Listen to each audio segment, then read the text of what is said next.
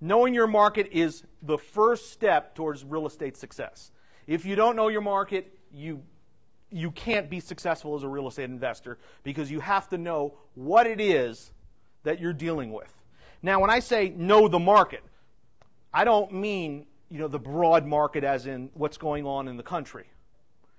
And I don't necessarily mean in the state in which you live in. And I don't necessarily even mean within the city.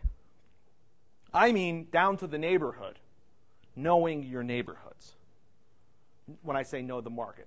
So what I recommend people do is have a farm area that they pick, 3, 4 zip codes as a particular target area, and focus on that. That's what realtors do.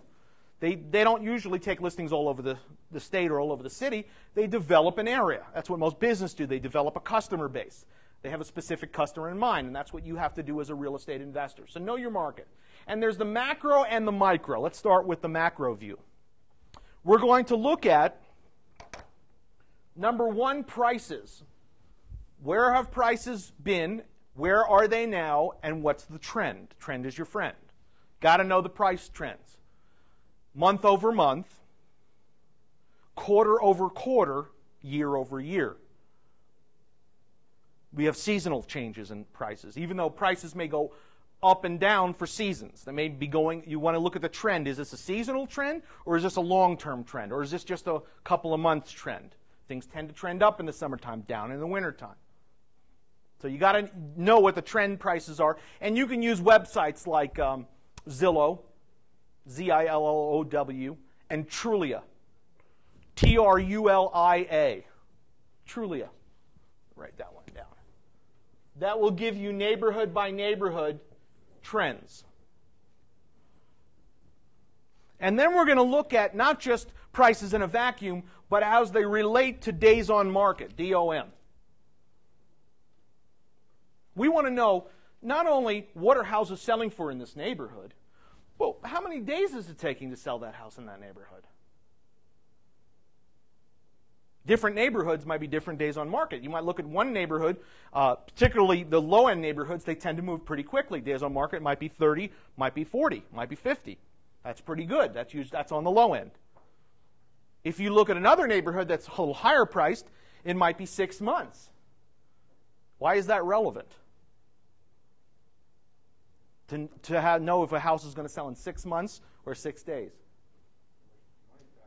You're going to have money tied up for 6 months. That's right. You got to know how to calculate expenses of the holding of the property by knowing how long it takes. Now, if we find a neighborhood in the average time on market, the days on market is, let's say, 9 months, does that mean we can't buy in that neighborhood?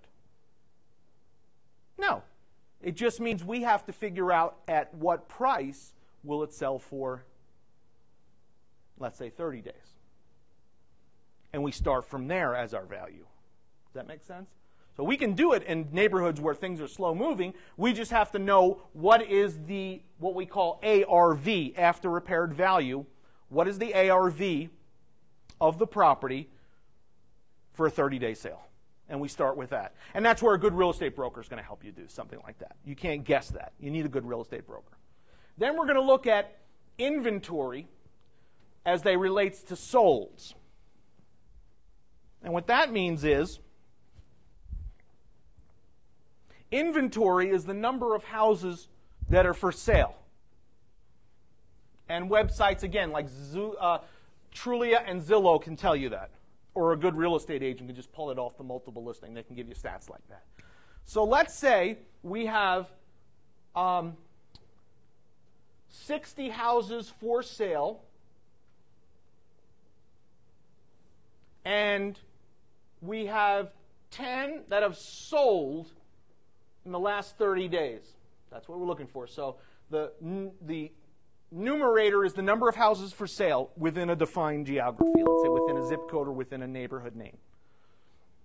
And within that same zip code or neighborhood, 10 have sold within the last 30 days.